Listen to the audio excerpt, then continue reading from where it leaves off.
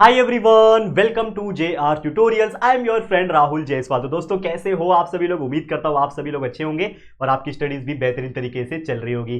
तो दोस्तों, जैसा कि आप जानते हैं कि हमने आप सभी के लिए न्यू बैच चालू किया है, जिसमें हम आपको 7th 8th 9th हर एक स्टैंडर्ड के हिसाब से बात करूँ तो हम साइंस और मैथ्स को दोबारा पढ़ा रहे डिजिटल बोर्ड पे, ताकि आपके वीडियोस की क्वालिटीज और इंप्रूव हो सके। वैसे तो हमने सब कुछ पहले से ही पढ़ा रखा है, आपको पता होगा। पिछले 4 साल से लगातार हम इस फील्ड में काम कर रहे हैं, जेआर ट्यूटोरियल्स पे काम कर रहे हैं। और लगभग अगर आप देखोगे हमारे इस चैनल जेआर ट्यूटोरियल्स के ऊपर 5वीं 6वीं 7वीं 8वीं 9वीं 10वीं 11वीं 12वीं सभी के चैप्टर बाय चैप्टर्स के lecture by lecture videos present है। आप कोई भी चैप्टर पढ़ना है, कोई भी टॉपिक पढ़ना है, बस सर्च करो जाके बाय जेआर ट्यूटोरियल्स टाइप करके, आपको हमारे वीडियोस मिल जाएंगे। तो अच्छे से वीडियोस देखो, न्यू बैच को भी सपोर्ट करो और अपने दोस्तों को शेयर करके बताना, ताकि ये जो नया जो मुहिम है, हमारा जो सपना है, हमारा हर एक गांव तक पहुंचने का, हर एक बच्चे तक पहुंचने का, कि उनको भी हम फ्री में पढ़ा सके, वो जरूर से पूरा हो सके। तो प्लीज शेयर करते हैं, ठीक है। तो शुरुआत हम करेंगे एक और बेहतरीन चैप्टर, जिसका नाम है दोस्तों चैप्टर नंबर 7 8 स्टैंडर्ड का चल रहा था, मेटल्स एंड नॉन मेटल्स। तो एक लेक्चर ऑलरेडी हमने बना दिया है, आज हम लाए हैं लेक्चर नंबर 2। अब ये चैप्टर किस बारे में था? मेटल्स के बारे में, नॉन मेटल्स के बारे में। तो मेटल्स क्या था, हमने पिछले लेक्चर में डिस्कस किया था कि एलिमेंट्स बेसिक तौर पे 3 टाइप के होते हैं, मेटल्स होता है, नॉन मेटल्स होता है, मेटालॉइड्स होता है। तो हमने मेटल्स देखा कि मेटल्स क्या होते हैं, उसके फिजिकल प्रॉपर्टीज क्या होते हैं, क्या उसका लस्चरस प्रॉपर्टी होती है कि नहीं, उसका शाइन कैसा होता है, मैलिबिलिटी प्रॉपर्टी, एंड बाकी बहुत सारी चीजें हमने बहुत अच्छी तरीके से पढ़ी थी। तो फिजिकल प्रॉपर्टीज भी डिस्कस कर ली थी और केमिकल प्रॉपर्टीज भी हमने डिस्कस कर ली थी। आज हम बात करने वाले हैं नॉन मेटल्स की, उसकी फिजिकल प्रॉपर्टीज, उसकी केमिकल प्रॉपर्टीज, एंड साथ ही में थोड़ा सा बात कर लेंगे मेटालॉइड्स की भी। तो आप लोग बस इस वीडियो को एंड तक देखना, तभी बहुत सारी चीजें आपको क्लियर होने वाली है। तो चलिए शुरू करते हैं आज का वीडियो की। तो सबसे पहले, जैसे मैंने आपको बताया था कि हमने स्टार्ट किया था एलिमेंट्स को, तो एलिमेंट्स 3 टाइप के होते हैं, मेटल्स होता है, नॉन मेटल्स होता है, मेटालॉइड्स। तो मेटल्स हमने कल के दिन ही कंप्लीट कर दिया था, आज हम नॉन मेटल्स और मेटालॉइड्स के ऊपर नजर डालेंगे। तो सबसे पहले शुरू करेंगे हम लोग नॉन मेटल्स। तो नॉन मेटल्स क्या होता है देखते हैं। तो नॉन मेटल्स की अगर हम बात करें तो नॉन मेटल्स क्या है? जैसे मेटल्स था तो नॉन मेटल्स भी एक एलिमेंट ही है। तो non metals are the elements generally क्या होते हैं, ब्रिटल होते हैं और नॉन लस्चरस होते हैं। ब्रिटल मतलब कमजोर होते हैं।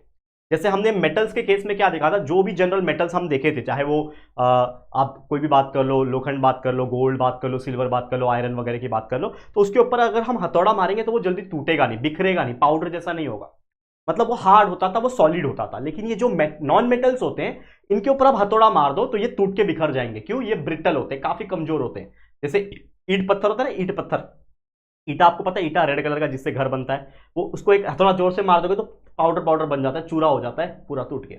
उसी प्रकार का मेटल नॉन मेटल्स जो होते हैं वो स्ट्रक्चर होता है। तो नॉन मेटल क्या होते हैं? ब्रिटल होते हैं और नॉन लस्चरस, मतलब कोई शाइन नहीं होता उसमें, कोई चमक नहीं होता। कार्बन, कोयला देखा है कार्बन, तो कार्बन चमकता है क्या? नहीं चमकता, ठीक है। तो ये नॉन लस्चरस होते हैं और इनके अंदर भी बहुत सारी ऐसी फिजिकल प्रॉपर्टीज और केमिकल प्रॉपर्टीज होती है जो मेटल्स के अंदर थी। लेकिन जो मेटल्स के अंदर जो फिजिकल और केमिकल प्रॉपर्टीज थी, इसकी उल्टी प्रॉपर्टी यानी उल्टा होता है नॉन मेटल्स के अंदर। तो ऐसे कौन कौन से एग्जांपल्स होते हैं नॉन मेटल्स के? तो carbon is example of non metal, sulphur है, फॉस्फोरस है, ब्रोमीन है, क्लोरीन है। There are so many other examples जो आप याद रख सकते हो, ठीक है। अब चलते हैं मेन मुद्दे की बात, जो कि है physical properties of non metal. तो नॉन मेटल्स जो है उनकी फिजिकल प्रॉपर्टीज क्या है? क्योंकि देखो अक्सर हम लोग ये सोचते हैं ना कि भाई फिजिकल प्रॉपर्टीज होना बहुत ज्यादा जरूरी है, ठीक है। फिजिकल प्रॉपर्टीज होना बहुत जरूरी, तभी तो पता चलेगा कि वो नॉन मेटल का कैरेक्टर क्या है। तो जैसे मेटल्स के पास कुछ कैरेक्टर थे कि वो हार्ड था, ठीक है, वो उसका melting point boiling point high था, उसके पास लस्चरस प्रॉपर्टी थी, मैलेबिलिटी था, डक्टिलिटी था। उसी प्रकार नॉन मेटल्स के पास भी कुछ बाहरी रूप से यानी फिजिकल तौर पे कुछ प्रॉपर्टीज है। तो क्या है वो फिजिकल प्रॉपर्टीज? तो physical properties of non metal, first property is physical state. तो अगर आप ध्यान से देखोगे फिजिकल स्टेट है क्या, देखो यहां पे ध्यान से, physical state of non metal. तो जनरल तौर पे देखा जाए, हमने मेटल के केस में देखा था कि जो भी मेटल्स होते हैं, ज्यादातर मेटल सॉलिड होते हैं, ठीक है, ज्यादातर मेटल सॉलिड होते हैं। सिर्फ मर्क्यूरी और एक गैलियम था जो लिक्विड फॉर्म में थे। लेकिन नॉन मेटल में आप देखोगे तो इसमें सॉलिड भी होते हैं कुछ एलिमेंट्स, कुछ नॉन मेटल सॉलिड भी होते हैं, कुछ लिक्विड भी होते हैं और कुछ गैसेस भी होते हैं। तो सॉलिड की बात करें, जैसे कार्बन, सल्फर और फॉस्फोरस, मैंने शॉर्टकट लिख रखा है ताकि आप याद रख सको। तो सॉलिड कौन कौन होता है? कार्बन, सल्फर और फॉस्फोरस जो होते हैं, ये ऐसे नॉन मेटल्स है जो सॉलिड फॉर्म में प्रेजेंट होते हैं। इसके अलावा ब्रोमीन जो होता है वो लिक्विड फॉर्म में प्रेजेंट होता है, और इसके अलावा हाइड्रोजन, नाइट्रोजन और ऑक्सीजन, ये कुछ ऐसे नॉन मेटल्स होते हैं जो गैसेस फॉर्म में प्रेजेंट होते हैं। मतलब इन शॉर्ट आपको कोई पूछेगा कि what is the physical state of matter of a non metal, तो तीनों हो सकते हैं, सॉलिड भी हो सकता है, लिक्विड भी हो सकता है, गैस भी हो सकता है। सॉलिड कौन? Carbon, sulphur, phosphorus. लिक्विड कौन? ब्रोमीन। और गैस कौन? हाइड्रोजन, नाइट्रोजन, ऑक्सीजन, ठीक है। इसके अलावा नॉन मेटल की एक और प्रॉपर्टी होती है जो कि होता है लस्चर। तो नॉन मेटल लस्चरस नहीं होता, क्या होता है, do not have shine. Metals के पास शाइन था, लेकिन नॉन मेटल के पास कोई चमक नहीं होती। आप कार्बन ले लो, फास्फोरस लेकर उसको देखोगे तो पाउडर जैसा दिखेगा, उसके अंदर कोई चमक नहीं होती, ठीक है। इसके अलावा अगला प्रॉपर्टी है ब्रिटलनेस। जैसे मैंने बोला नॉन मेटल्स के पास प्रॉपर्टी होती है ब्रिटलनेस की, मतलब ये हार्ड नहीं होता। जैसे कोई मेटल लोहा मजबूत है, हार्ड होता है, लेकिन नॉन मेटल हार्ड नहीं होता, ये ब्रिटल होता है। It is not hard, brittle होता है, हथौड़े से मार दो टूट के बिखर जाएगा। इसके अलावा नॉन मेटल्स जो होता है उसके पास डक्टिलिटी एंड मैलिबिलिटी प्रॉपर्टी नहीं होती है।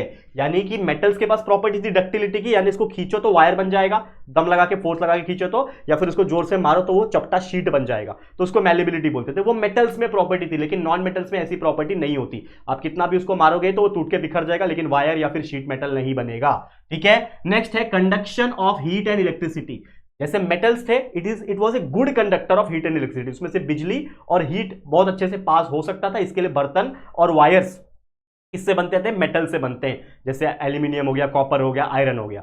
लेकिन जो नॉन मेटल्स होते हैं उनमें ना तो अच्छी कंडक्शन होती है हीट की, ना तो होती है इलेक्ट्रिसिटी की, मतलब बिजली भी पास नहीं हो सकता, ना ही उसमें से हीट पास हो सकता है, ठीक है। तो नॉन मेटल्स ये बहुत बेकार चीज है, बेकार मतलब इस प्रॉपर्टी के हिसाब से बेकार है, बाकी तो उसका अलग काम है। उसके अलावा डेंसिटी, मेटल्स का डेंसिटी काफी हाई था, क्योंकि वजन होता है वो भारी होता है, लेकिन नॉन मेटल्स हल्के होते हैं, तो इसके लिए इसका डेंसिटी भी लो होता है। And last but not the least property जो कि है melting point and boiling point. तो मेटल्स में melting and boiling point high था, यहाँ पे मेल्टिंग एंड बॉइलिंग पॉइंट क्या है, लो है। तो ये कुछ ऐसी प्रॉपर्टीज थी फिजिकल प्रॉपर्टी जो लगभग उल्टा है किसका, मेटल्स का। बस आप आसानी से इसको याद रख सकते हो, बहुत ईजी है।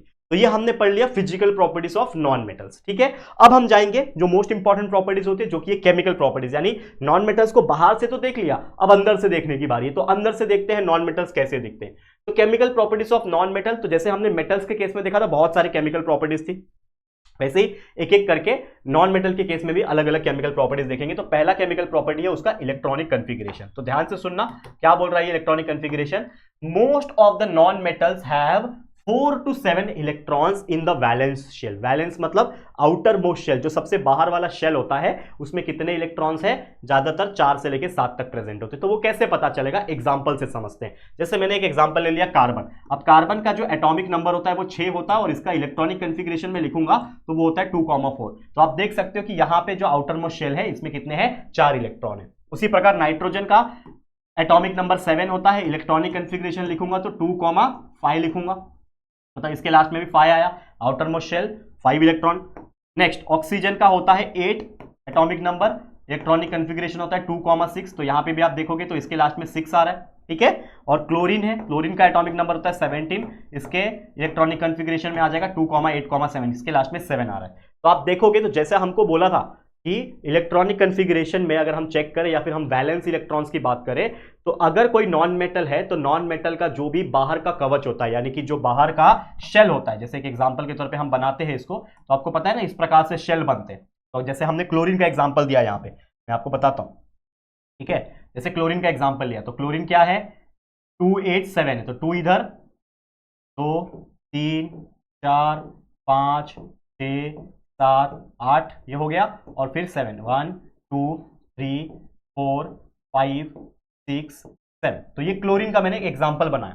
तो क्लोरीन में क्या है 2,8,7, यानी सबसे बाहर वाला जो शेल है इसको ही हम लोग क्या बोलते हैं, इस शेल को हम लोग बोलते हैं आउटर मोस्ट शेल, या फिर इसको एक और नाम से जाना जाता है जिसको हम लोग बोलते हैं वैलेंस शेल, क्योंकि इसी शेल के हेल्प से हम वैलेंसी निकालते हैं। लेकिन हम बात यहाँ पे वैलेंसी की नहीं कर रहे हैं, हम बात किसकी कर रहे हैं, आउटर मोस्ट शेल या फिर वैलेंस शेल की।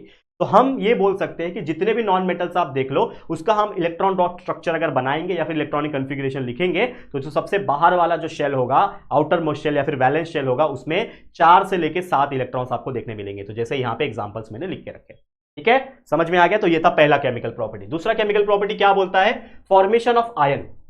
इसका मतलब क्या है कि जो नॉन मेटल्स होते हैं it have a tendency to accept electrons, यानी नॉन मेटल्स के पास एक ऐसी प्रॉपर्टी, एक ऐसी टेंडेंसी है कि वो इलेक्ट्रॉन्स को एक्सेप्ट करता है इन देयर वैलेंस शेल, यानी कि जो बाहर का शेल है उसमें एक और इलेक्ट्रॉन या फिर जो भी इलेक्ट्रॉन्स है वो उसको अपने पास एक्सेप्ट करता है, और वो क्या बन जाता है, निगेटिवली चार्ज आयन बन जाता है। और उसी निगेटिवली चार्ज आयन को क्या कहा जाता है, एनायंस कहा जाता है। जैसे एग्जांपल के तौर पे हमारे पास है क्लोरीन, ठीक है। अब क्लोरीन जो होता है वो होता है 2,8,7 इलेक्ट्रॉनिक कन्फिगरेशन। तो वो क्या करेगा, क्लोरीन एक और इलेक्ट्रॉन किसी से लेगा। जैसे मैंने सोडियम क्लोराइड का एग्जांपल दिया था, तो सोडियम के पास एक एक्स्ट्रा इलेक्ट्रॉन था, 281 था, तो 1 इलेक्ट्रॉन वो किसको दे देगा, क्लोरीन को ले लेगा। तो क्लोरीन ने क्या किया, एक इलेक्ट्रॉन को एक्सेप्ट कर लिया, मतलब ऐड हो गया। तो जैसे ही वो ऐड कर लेगा तो अगर कोई इलेक्ट्रॉन यानी निगेटिविटी चीज अपने अंदर ले लेता है तो खुद क्या बन जाएगा, निगेटिव बन जाएगा। इसके लिए Cl- बन गया। तो पहले 287 था, एक और आ गया उसके पास तो 288 बन गया। तो पहले क्लोरीन था, अब ये बन गया क्लोराइड का आयन। उसी प्रकार एक और एग्जांपल कि पहले ऑक्सीजन था 286, उसने 2 इलेक्ट्रॉन ले लिया, किसी से भी 2 इलेक्ट्रॉन लिया तो क्या बन जाएगा, ऑक्सीजन माइनस माइनस यानी 2 इलेक्ट्रॉन उसके बाद एक्स्ट्रा आ गया। तो 26 था, अब ये 28 बन गया। तो पहले ऑक्सीजन था, अब ये ऑक्साइड का आयन बन गया। मतलब कहने का मतलब क्या है कि जो भी नॉन मेटल्स होते हैं उनके पास एक ऐसी टेंडेंसी होती है कि वो इलेक्ट्रॉन्स को एक्सेप्ट कर लेते हैं और खुद निगेटिव बन जाते हैं, यानी अनायंस बन जाते हैं, निगेटिवली चार्ज पार्टिकल्स बन जाते हैं। ठीक है, समझ में आया। तो ये भी एक केमिकल प्रॉपर्टी है किसकी, नॉन मेटल्स की। नेक्स्ट थर्ड प्रॉपर्टी जो कि है रिएक्शन विथ ऑक्सीजन, यानी कि जो नॉन मेटल्स होते हैं वो ऑक्सीजन के साथ रिएक्शन में जाते हैं। तो कैसा रिएक्शन होता है उनमें, तो जो नॉन मेटल्स होते हैं they combine with oxygen to form their oxide, यानी नॉन मेटल क्या करते हैं, ऑक्सीजन के साथ कंबाइन होते हैं और उसी का ऑक्साइड बना लेते हैं। जैसे एक एग्जांपल समझते हैं कि कोई नॉन मेटल है, नॉन मेटल के साथ ऑक्सीजन रिएक्ट किया तो नॉन मेटल और ऑक्सीजन रिएक्ट करेगा तो क्या बनाएगा, नॉन मेटल का ऑक्साइड। जैसे एक एग्जांपल है हमारे पास ये वाला, आप देख पा रहे हो, ये वाला एग्जांपल क्या बोलता है, ये एग्जांपल बोलता है कि मैंने एक नॉन मेटल लिया कार्बन नाम का, तो कार्बन नाम का एक नॉन मेटल लिया, उसके साथ मैंने ऑक्सीजन को रिएक्ट किया तो कार्बन प्लस ऑक्सीजन मिलकर क्या बना देगा, उस नॉन मेटल का ऑक्साइड। तो क्या बन गया, कार्बन का ऑक्साइड बन गया, CO2 बन गया, कार्बन डाइऑक्साइड। तो जो भी नॉन मेटल रहेगा अगर उसके साथ ऑक्सीजन रिएक्ट करेगा तो उस नॉन मेटल का वो क्या बन जाएगा, ऑक्साइड बन जाएगा। एंड वो जब ऑक्साइड बनता है बच्चा, तो जो ऑक्साइड होता है नॉन मेटल का वो जनरली क्या होते हैं, एसिडिक होते हैं नेचर में, यानी जो भी ऑक्साइड बन रहे हैं नॉन मेटल के, जो भी ऑक्साइड ऑक्सीजन के साथ रिएक्ट करके बन रहे हैं वो ऑक्साइड क्या होते हैं, एसिडिक होते हैं नेचर में। एंड एसिडिक अगर है तो इसका मतलब वो रिएक्शन किसके साथ करेंगे, बेस के साथ करेंगे। तो एसिडिक होने के कारण वो बेस के साथ रिएक्ट करते हैं और जब भी कोई एसिड बेस के साथ रिएक्ट करता है तो क्या बनता है, सॉल्ट एंड वाटर बनता है, जिसको हम न्यूट्रलाइजेशन रिएक्शन भी बोलते हैं। तो ये क्या बनाएगा, सॉल्ट एंड वाटर बनाएगा। जैसे यहां पे एग्जांपल है कि मैंने कार्बन डाइऑक्साइड ले लिया जो कि एक नॉन मेटल का ऑक्साइड है, नॉन मेटल का ऑक्साइड बना कार्बन डाइऑक्साइड।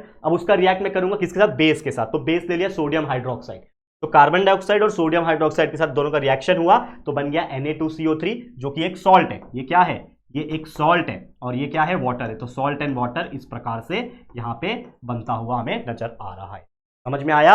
और यही अगर मैं नॉन मेटल्स का जो ऑक्साइड की बात करूंगा उसको अगर पानी के साथ रिएक्ट कर दूं, ठीक है ना, अगर नॉन मेटल के ऑक्साइड को अगर मैं वाटर के साथ रिएक्ट करूं तो क्या बनाएगा, वो एक एसिड बनाएगा। जैसे एक एग्जांपल है यहां पे हमारे पास, कि अगर मैं नॉन मेटल का एक ऑक्साइड ले रहा हूं, लेट सपोज कार्बन डाइऑक्साइड, उसको पानी के साथ H2O के साथ रिएक्ट करूंगा तो वो जो नॉन मेटल का ऑक्साइड है यानी CO2 यहां पे है, वाटर के साथ जब रिएक्ट करेगा तो क्या बनाएगा, एक एसिड बनाएगा। जैसे यहां पे बन गया CO2 प्लस H2O, H2CO3 बन गया, जिसको कार्बोनिक एसिड के नाम से जाना जाता है। तो ऐसे और भी कई सारे एग्जाम्पल्स है जिसको आप लर्न करके ले सकते हो। समझ में आ गया। तो ये था तीसरा केमिकल प्रॉपर्टीज, दैट इज कोई भी नॉन मेटल का ऑक्सीजन के साथ रिएक्शन होता है तो कैसे होता है और क्या क्या फॉर्मेशन होता है।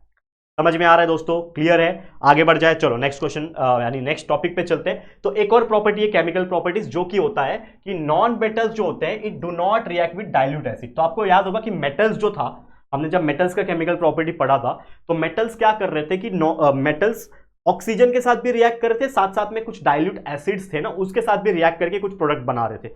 लेकिन यहां पे क्या होता है कि जो नॉन मेटल्स होते हैं वो ऑक्सीजन के साथ तो चलो रिएक्ट कर रहा है, ऑक्सीजन को रिएक्ट करने के बाद जो नॉन मेटल का जो ऑक्साइड बन रहा है वो भी एसिड के साथ रिएक्ट कर रहा है और वाटर के साथ भी रिएक्ट कर रहा है। लेकिन अगर मैं सिर्फ और सिर्फ नॉन मेटल्स की बात करूं तो ये अकेला क्या करता है, डाइल्यूट एसिड के साथ रिएक्शन में नहीं जाता। तो कोई भी नॉन मेटल ले लो वो कभी भी डाइल्यूट एसिड के साथ रिएक्शन नहीं करेगा। तो ये भी एक केमिकल प्रॉपर्टी है नॉन मेटल का, ये आपको ध्यान में रखना है। समझ में आया। ओके, तो यहां पे हम लोग का जो टॉपिक था कौन सा, नॉन मेटल्स का, वो होता है कंप्लीट। तो जितने भी टॉपिक्स थे मेटल्स और नॉन मेटल्स के यहां तक हमने कंप्लीट कर दिया। ठीक है, यहां तक हमारे सारे टॉपिक कंप्लीट हो गए और यहां से हम शुरू करने जा रहे हैं एक नया टॉपिक जिसका नाम है मेटलॉइड्स। तो हमने बताया था कि एक मेटल्स होता है, एक नॉन मेटल्स होता है, तीसरा मेटलॉइड्स होता है। तो मेटल्स हमने कल पढ़ लिया था, आज नॉन मेटल्स भी पढ़ लिया, काफी सिंपल था, इजी था। अब बात करेंगे मेटलॉइड्स की। तो मेटलॉइड्स क्या होता है, जैसे मैंने बताया आपको कि कुछ ऐसे एलिमेंट्स होते हैं जिनकी प्रॉपर्टीज होती है intermediate between the metals and non metal.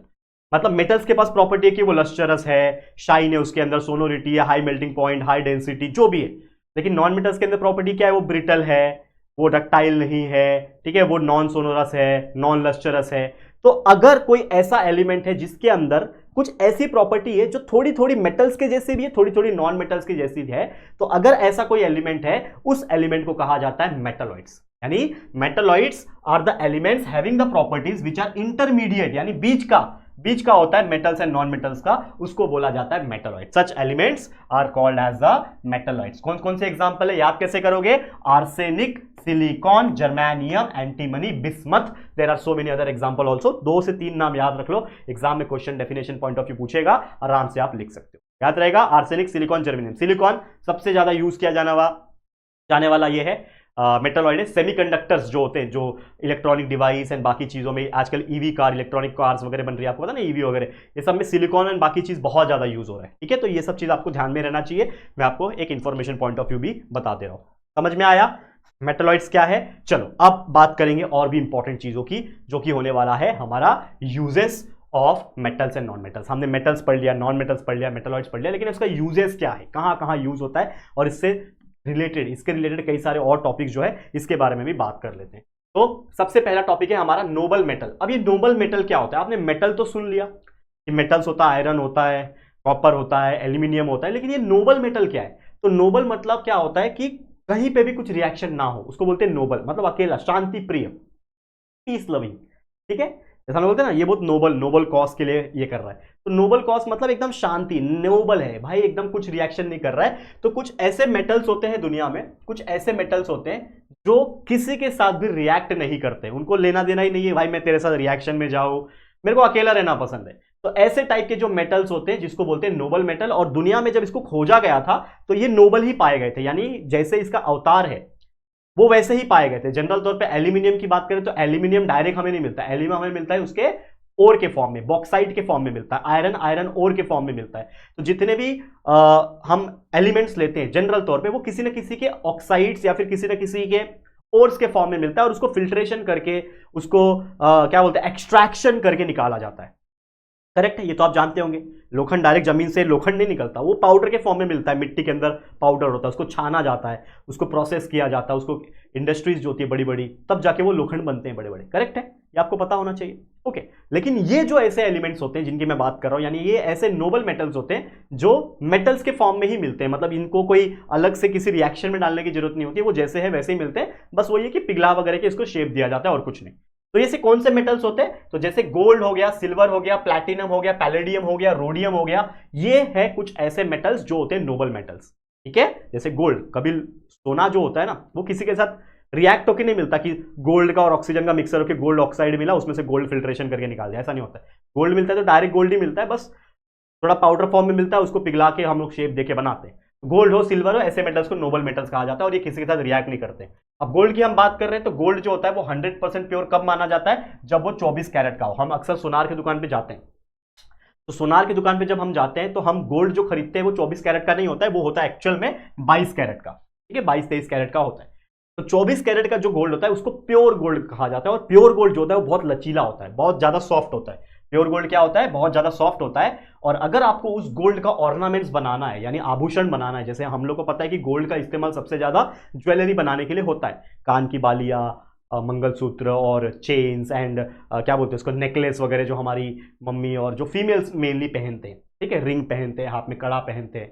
तो वो जो शेप होता है, वो शेप देने के लिए कुछ तो स्ट्रांगनेस चाहिए, क्योंकि अगर कोई बहुत सॉफ्ट चीज है तो उसका शेप कैसे आएगा। और अगर मान लो चेन आपने पहना है गोल्ड का, प्योर 24 कैरेट का गोल्ड का चेन पहना है, तो उसको कोई खींचेगा भी ना तो टूट जाएगा, तो उतना सॉफ्ट नहीं होना चाहिए। तो in order to make it stronger क्या करते हैं, ऑर्नामेंट्स बनाने के टाइम, ज्वेलरी बनाने के टाइम, उस गोल्ड के अंदर थोड़ा सा कॉपर या फिर थोड़ा सा सिल्वर को मिला दिया जाता है, जिससे उसकी प्योरिटी थोड़ी सी कम हो जाती है। तो जो 24 कैरेट का गोल्ड होता है वो क्या बन जाता है, थोड़ा सा कम होकर 22 कैरेट का बन जाता है, लेकिन फिर भी वो गोल्ड ही है, फिर भी वो सोना ही है, ठीक है। तो जो भी ऑर्नामेंट्स होते हैं वो 22 कैरेट के गोल्ड से बनाए जाते हैं। अब इसका इस्तेमाल क्या है, नोबल मेटल्स की जो हमने बात किया, गोल्ड, प्लैटिनम, सिल्वर, ये सब का यूज क्या है, तो गोल्ड, सिल्वर, प्लैटिनम का तो भाई ऑर्नामेंट्स बनाने के लिए काम आ जाता है। इसके अलावा सिल्वर जो होता है इसका यूज मेडिसिन पर्पज के लिए होता है, क्योंकि सिल्वर जो होता है ना, इसके अंदर एक प्रॉपर्टी होती है एंटी बैक्टीरियल प्रॉपर्टी। तो आपने देखा होगा कि बहुत सारे पुराने जमाने राजा महाराजा के लोग ना चांदी के बर्तन में खाना खाते थे, चांदी के चम्मच से खाना खाते थे। तो होता ये था कि चांदी का बर्तन या फिर चांदी का चम्मच में ना, चांदी एक ऐसा चीज है जिसके ऊपर अगर कोई बैक्टीरिया है तो वो किल कर देगा उसको, यानी एंटी बैक्टीरियल प्रॉपर्टी होती है। तो पहले के जमाने में अगर कोई खाना है जिसके ऊपर कोई बैक्टीरिया है, तो आपने चांदी के चम्मच से खाया या फिर चांदी के बर्तन में खाया, तो वो बैक्टीरिया किल हो जाएंगे। तो इसका इस्तेमाल किया जाता है। फिर गोल्ड, सिल्वर का इस्तेमाल मेडल्स जो हम ओलंपिक्स में जाते हैं गोल्ड मेडल सिल्वर मेडल मिलता है उसके लिए भी काम आ जाता है। बहुत सारे इलेक्ट्रॉनिक डिवाइस होते हैं जिसके अंदर गोल्ड एंड सिल्वर के वायर्स छोटे छोटे डाले जाते हैं बिकॉज ऑफ द कंडक्टिविटी। तो ये सब चीज़ इसका इस्तेमाल होता है कहीं ना कहीं जगह पे। तो ये इसके यूजेस थे जो हमने आपको पढ़ा दिया। समझ में आ गया? क्लियर है?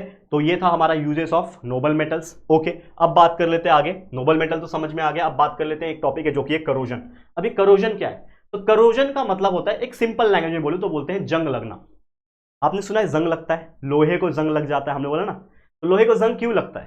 तो एक सिंपल सी बात है, हमको पता है कि लोहे में जंग इसलिए लगता है क्योंकि उसके ऊपर ऑक्सीजन आके अटैक करता है। अब ऑक्सीजन या तो डायरेक्ट हवा के माध्यम से आ जाए क्योंकि हवा में भी ऑक्सीजन है, या तो पानी के माध्यम से आ जाए क्योंकि पानी में भी H2O होता है यानी ऑक्सीजन होता है। तो जब भी बारिश का सीजन आता है अक्सर आपने देखा होगा कि जो ग्रिल होती है हमारे घर के आगे, विंडोज के ऊपर ग्रिल होती है, रेलवे ट्रैक्स हो गए, रेलवे के ब्रिजेस हो गए, पुराने बिल्डिंग्स के कंस्ट्रक्शंस के ये हो गए, रेलिंग्स हो गए, वहां पे क्या होता है? जंग लगने लगता है। क्यों? क्योंकि बार बार पानी जब उस आयरन के ऊपर पड़ रहा होगा तो उसके अंदर एक रिएक्शन होता है। तो वो जो आयरन है और वो ऑक्सीजन है वो रिएक्ट करके एक चीज बनाते हैं जो कि एक रस्ट होता है, और वही जंग उसको कमजोर बनाता है, खोखला बनाता है, जिसको रोकना बहुत जरूरी है। तो यही ओवरऑल टॉपिक है जिसका नाम है करोजन। तो करोजन मेनली क्या होता है कि गैसेस इन द एयर, हवा में जो गैसेस है वो क्या करता है? रिएक्ट करता है मेटल्स के साथ, क्योंकि हवा में बहुत सारे गैसेस है और दुनिया में मेटल्स भी काफी सारे। तो जो भी मेटल्स होते हैं, ऑक्सीजन या फिर कोई भी अदर गैसेस जो हवा में प्रेजेंट है, ठीक है, मॉइस्चर में भी प्रेजेंट है, वो क्या करता है? वो गैसेस उस मेटल के साथ रिएक्ट करके मेटल का कंपाउंड बनाता है, और ये मेटल जब इफेक्ट होता है इस प्रोसेस से, उससे वो मेटल्स क्या होता है? उसकी प्रॉपर्टी जो होती है वो कमजोर होने लगती है, खोखला होने लगता है धीरे धीरे, और यही चीज को क्या कहा जाता है? करोजन कहा जाता है। अब करोजन जो है ये एक बहुत कंपाउंड वर्ड है। करोजन बहुत सारे प्रकार के होते हैं और अलग अलग मेटल्स में अलग अलग टाइप के करोजन होते हैं। तो जैसे मैंने आपको एक एग्जांपल दिया, जंग लगना, लोहे में जंग लगना, तो वो तो एक टाइप है खाली। रस्टिंग जिसको बोलते हैं, लोहे में जंग लगने को रस्टिंग कहा जाता है, RUSTING, ठीक है। तो क्या कहा जाता है? रस्टिंग कहा जाता है। तो rusting is only a type of corrosion. लेकिन करोजन बहुत सारे टाइप के हो सकते हैं और करोजन बहुत सारे मेटल्स में होते हैं। तो कुछ एग्जांपल है मेरे पास। तो जैसे अगर आयरन में, लोखंड में अगर करोजन हो रहा है तो उसमें क्या होता है? एक लाल कलर का, एक रेडिश कलर का उसके ऊपर एक जम जाता है, कोई चीज पाउडर जैसा आ जाता है, तो समझ जाना कि उसके ऊपर जंग लग गया है। तो उसमें हुआ क्या कि आयरन का जो रिएक्शन है वो ऑक्सीजन के साथ हुआ, तो आयरन ऑक्साइड बना दिया यानी जंग बना दिया। उस चीज को रस्टिंग कहा जाता है, जिससे वो खोखला होने लगता है, धीरे धीरे कमजोर होने लगता है। इसके अलावा कॉपर में भी करोजन होता है। तो कॉपर में क्या होता है? ग्रीन कलर का लेयर आ जाता है, उसके ऊपर एक ग्रीन कलर का लेयर आ जाता है कॉपर के ऊपर, तो समझ जाना उसके ऊपर जंग लग गया है। तो जिसमें कॉपर और कार्बन डाइऑक्साइड का रिएक्शन होता है, हवा में कार्बन डाइऑक्साइड भी होता है, उसका रिएक्शन होता है। नेक्स्ट है सिल्वर। सिल्वर भी आपने देखा होगा, सिल्वर के ऊपर भी करोजन होता है। अब आप बोलोगे कि सर सिल्वर के ऊपर कैसे होता है? तो आपने अक्सर देखा होगा कि चांदी होता है, कभी कभी पुराना होने के बाद चांदी थोड़ा काला दिखने लगता है। देखा है कभी? पहले चांदी आप लाओगे नया नया खरीद के थोड़ा चमकेगा एकदम सिल्वर कलर का, लेकिन थोड़ा जब पुराना हो जाता है, अक्सर आपके मम्मी जो होती है पायल पहनती है, मेरे घर में भी है, आपने भी देखा होगा। तो पायल जो होता है वो अक्सर जब 2 साल 4 साल 10 साल पुराना हो जाता है तो आपने देखा होगा कि वो थोड़ा ब्लैक कलर का दिखने लगता है। क्यों? क्योंकि उसके ऊपर एक करोजन का लेयर आ जाता है, तो एक ब्लैकिश कलर का लेयर का डिपॉजिट आ जाता है उसके ऊपर। वो क्यों होता है? क्योंकि सिल्वर के ऊपर हाइड्रोजन सल्फाइड जो गैस है वो रिएक्ट करके उसको वो ब्लैक कलर का बना देता है, ठीक है। तो ये कुछ एग्जाम्पल्स है करोजन का। तो ये क्या करोजन अच्छी बात है? बिल्कुल नहीं, क्योंकि करोजन अगर हो रहा है तो कहीं ना कहीं वो मेटल्स के ऊपर इफेक्ट हो रहा है और मेटल्स की प्रॉपर्टी डिस्टर्ब हो रही है, यानी मेटल्स अंदर से खोखला हो रहा है, जिससे प्रॉब्लम भी हो सकता है। जैसे बड़े बड़े ब्रिजेस है, बड़े बड़े रेलवे ट्रैक्स है, बड़े बड़े रेलवे के ये है फुट ओवर ब्रिजेस है, ठीक है, कई और बहुत सारी चीजें, आपकी कार है, आपकी चीजें। तो अगर मान लो वो लोहे की बनी है और लोहे के ऊपर जंग लग रहा है, रस्टिंग लग रहा है, तो वो कहीं ना कहीं क्या हो रहा है? जंग लगने की वजह से वो खराब हो रहा है, और खराब लग रहा है मतलब कमजोर हो रहा है। तो हो सकता है ब्रिज कभी गिर जाए। आपने देखा भी होगा पुरानी पुरानी ब्रिज बारिश के टाइम पे गिर जाती है। क्यों? क्योंकि भाई जंग लग के वो सड़ गया होता है। तो ये ऐसा ना हो, तो टू प्रिवेंट द करोजन बहुत सारी चीज की जा सकती है। That is layer of oil लगाया जा सकता है, यानी लोहे के ऊपर अगर ऑयल लगा दिया जाए तो जो ऑक्सीजन या फिर जो गैसेस उसके ऊपर रिएक्ट करने वाली होती थी वो ऑयल की वजह से क्या हो जाएगी? मेटल के अंदर नहीं जा पाएगी। तो ऑयल मार दिया, पेंट मार दिया। पेंट सबसे ज्यादा यूज किया जाता है, आपने देखा होगा हर एक लोखंड की चीज के ऊपर पेंट मारा जाता है।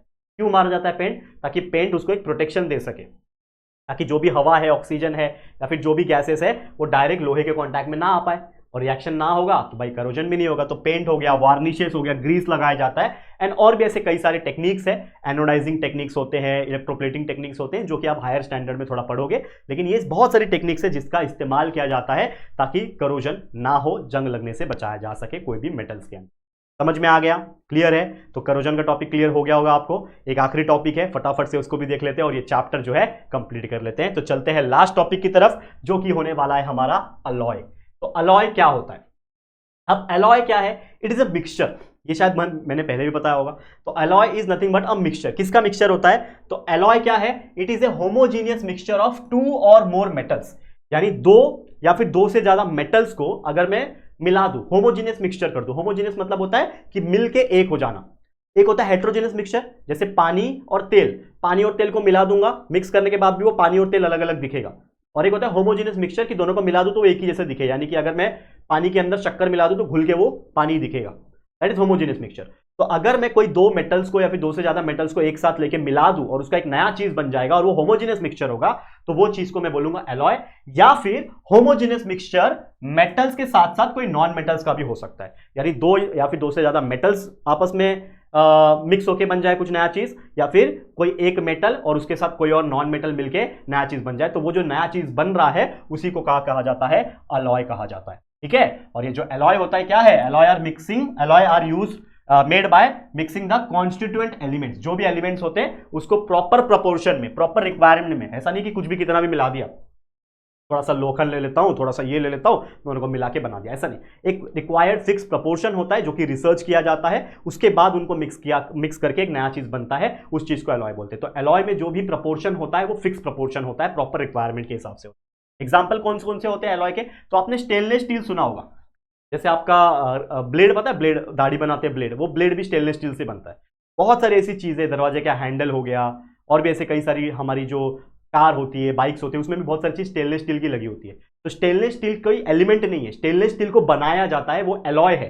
तो स्टेनलेस स्टील कैसे बनाते हैं? आयरन को लिया जाता है, मेन एलिमेंट आयरन है। ठीक है, मेन एलिमेंट आयरन है, उसमें थोड़ा कार्बन मिलाया जाता है, थोड़ा क्रोमियम मिलाया जाता है, थोड़ा निकेल मिलाया जाता है। तो ये 3 एलिमेंट को आयरन के साथ मिलाते हैं, तब जाके एक नया चीज बनता है जिसका नाम है स्टेनलेस स्टील। और ये स्टेनलेस स्टील इतना अच्छा है, लोखंड से भी इतना अच्छा है, इतना मजबूत है। आपने लोकल ट्रेन में ट्रैवल किया है? लोकल ट्रेन में वो जो पकड़ते हैं ना हम लोग हैंडल ऊपर, या फिर जो रॉड रहता है जिसको लटक के लोग झाँकते हैं, देखा है ना? तो वो जो है ना, वो कभी जंग नहीं खाता, आपने देखा होगा। क्यों? क्योंकि भाई वो स्टेनलेस स्टील से बना है, और स्टेनलेस स्टील की प्रॉपर्टी होती है कि उसके अंदर कभी जंग नहीं लगेगा। तो ये एक प्रॉपर्टी होती है। इसके अलावा ब्रॉन्ज, तो ब्रॉन्ज भी एक ऐसा एलॉय है जो कि कॉपर और टिन को बना के मिलाया जाता है, मिला के बनाया जाता है। फिर ब्रास देखा होगा आपने, तो ब्रास कॉपर और जिंक को बना के मिला के बनाया जाता है। तो ये कुछ ऐसे एलॉयज हैं, बहुत सारे एलॉयज और भी आपको देखने मिल जाएंगे, तो कुछ एग्जांपल के तौर पे आप याद रख सकते हो जो कि आपको काम आएगा। ठीक है, तो समझ में आ गया होगा एलॉय क्या है। तो उम्मीद करता हूं सब चीज आपको क्लियर हो गया होगा। तो बस इसी के साथ ये टॉपिक भी हमारा होता है कंप्लीट, और इसी के साथ जो भी टॉपिक्स थे, एंटायर चैप्टर जो है हमारा ये मेटल्स एंड नॉन मेटल्स का, हमने इसको कंप्लीट कर दिया। ठीक है, तो बस आज के लिए इतना ही। ये वीडियो आपको कैसा लगा है, ये चैप्टर आपको कैसा लगा, जरूर से अपना फीडबैक हमें कमेंट करके बताना। वीडियो पसंद आया है तो प्लीज वीडियो को लाइक कर देना, शेयर कर देना अपने दोस्तों के साथ, और अगर पहली बार आए हो चैनल पर, अभी तक चैनल को सब्सक्राइब नहीं किया है, तो फटाफट से हमारे चैनल को सब्सक्राइब करके बेल आइकन को भी प्रेस कर। ठीक है दोस्तों, तो चलो फिर जल्दी मिलेंगे एक और नई वीडियो में। तब तक के लिए thank you and good bye.